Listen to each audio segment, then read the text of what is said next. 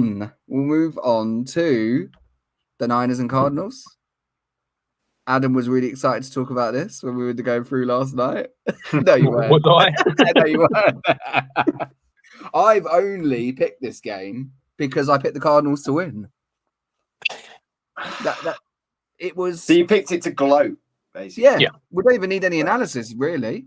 Just tell me why the Niners are not as good as they were last year. Adam, you can go first. Or Fred, you can go. Yeah, whoever wants to. Adam can take.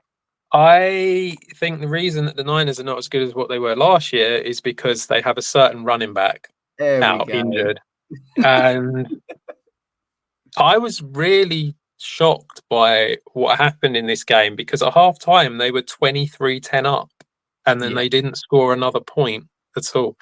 Weird. So that was really surprising. Purdy had 2 interceptions, didn't look particularly great, both in the second half as well. They did manage to get the ball down towards the goal line and then Jordan Mason fumbled. That was a big problem that they had there, which then I think the Cardinals then went up the other end and scored. So, yeah, it was a struggle for them. They struggled against the run, which was a little bit surprising. They've normally been pretty good against the run, but they did struggle. Connor got 86 yards. Kyler Murray got 83 and his touchdown, but that was a lot of that came quite early on for Murray. But it was a weird game where I think to a certain, I mean, I wouldn't like to say it, but you sort of feel almost like they felt that they had it in hand almost at half time. So when you say that, because I wrote in my notes, I think the 49ers went into cruise control. Yeah. It went way too relaxed, it felt for me. Yeah, that was kind of how it felt. And it was a struggle. One thing I would say on the Cardinal side, I thought that they were much better by having McBride out there. I think Murray was a lot more comfortable with him being out there. Like, you love him. He's so good. Yeah. That's I it. don't need. Well, I said I didn't even know where to begin, Fred. So I was just going to say, because they gave up 249 yards in the first half, and then they managed. I think the Niners got to the red zone 6 times, and as Adam said, 1 touchdown. It's just I can't really process how they done it. But it was a gutsy performance. It was a really gutsy performance by Arizona, and like. I'll say about the 49ers in a moment. I'll speak about the Cardinals first. But like Adam, you've been so right about this team the whole time. They are constantly fun to watch. Just keep saying I'm right. That's fine. That's all you need to say. They are there. They're so fun to watch. But and they did it in 2.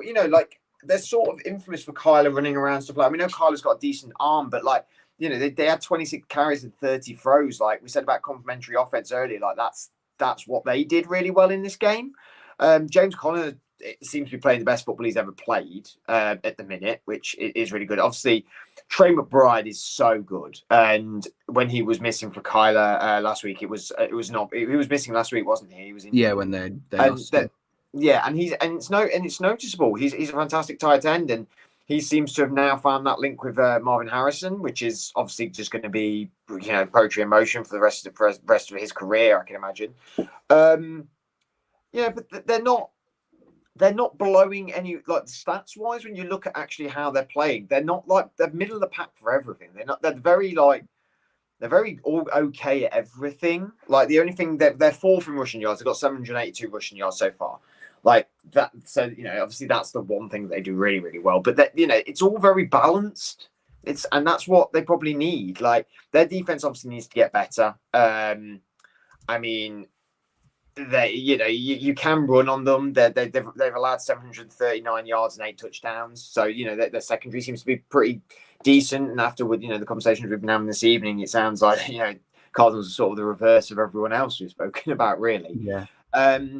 So people can run on them, but I don't think this team now I don't think this is like a landmark win where this is now like the start of something for them. I just think they do things quite well. It was the 49ers to lose, but my thing with the 49ers is. I said this about the Vikings when they didn't make the play, when they just snuck into the playoffs, I think, and then the year after they went on that undefeated streak. The Vikings that season, they were just on the wrong end of results. It was that year where they lost like 8 games by like 5 or less points. Like every game was really close, but they just kept losing. And when you look at the Chiefs, they're 4-0, but all their games have been close and they've been on the right side of winning. Whereas the 49ers have gone the other way, where they've had games that have been really close and actually probably fell short and then and it's just their margins. It's their margins, but I find them sort of runs can be hard to stop. It can be hard. It can be a bit of a trendsetter where you just, if we could have just got that completion, or, Jordan Mason doesn't fumble the ball there, or we just get that first down and convert on that 3rd and long. And it's them fine margins that might define 49ers season. They have lost a step. That, injuries have not helped them at all. They've had injuries all over the park, and obviously the big one was obviously Christian McCaffrey, but they have lost a step this year, or maybe the rest of the NFL was just caught up with them. I think there might be a bit of that as well. But I've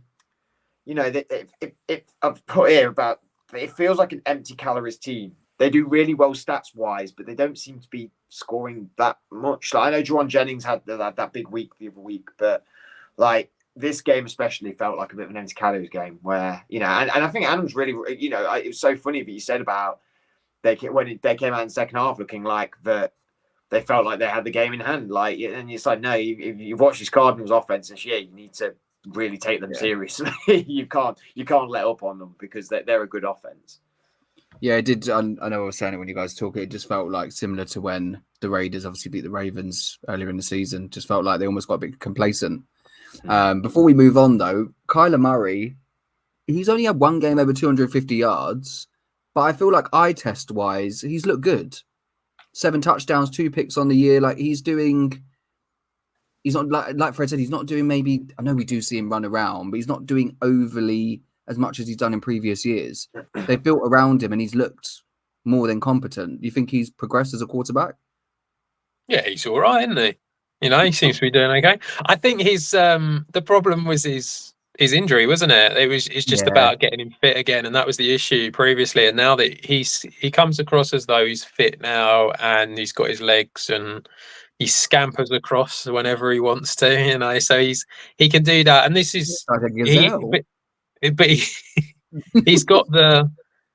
He's got the passing game as well, hasn't he? This is the thing. It's like this is kind of like, I suppose really it's kind of what you're seeing with Jaden Daniels. It's the same sort of thing where these guys are not only can they, they have the ability to use their legs if they need to, but they can pass the ball as well. And that's what you need to be able to do in this modern NFL. So yeah, I think he's looking all right and he's looking fit, and he will probably only get better all the time that he's got Marvin Harrison there, because although Marvin Harrison didn't have a great game yesterday, it takes away the defenders and it opens up the other guys, and that's where he's gonna do well, because he's got some decent, they're not amazing, but he's got some decent guys there. I mean, Michael Wilson isn't bad, I like and obviously he's got McBride there as well, so yeah, he's got some good weapons there. The difference between him and Daniels though is about 4 feet. Well, I mean, yeah, as much as he can play well, I just don't think anyone can get over the height. We can't get over the O-line. That's the problem, isn't it? Not about getting over the height. I mean, you do see. I don't think it matters as much as people make out. Not? I don't know. Not with a scrambling quarterback. I don't know. And even Drew Brees basically what you're saying is that if it was because Bryce Young being small, it's a problem because he doesn't run. Yeah. But obviously, he's nowhere near the talent of a Drew Brees. Drew Brees made it work because he had the Hall of Fame arm and he had the brain. That's probably once in a generation that's kind of works. With Kyler Murray, I know you see different people say like, oh, well, the height doesn't always impact because it depends on the offense and depends on the passes that you're throwing. But with Kyler Murray, he makes space, he gets out of the pocket, so I don't think it's as much of an impact. I'm glad you said Bryce Young because I couldn't think of some, but that is the perfect comparison. So it's always difficult when you got to get a ladder out, isn't it, to see over the O-line? I mean, that's when the problem comes in. I'm pretty sure you can go to Mexico, snap your legs, and get an extra 2 inches in height. So maybe somebody needs to do that. That's a legit thing. Yeah, I was sure I watched a documentary on it. Of course you have. Of course, of all the people here, you are the one who's seen the documentary. I need it. But speaking of Jaden Daniels.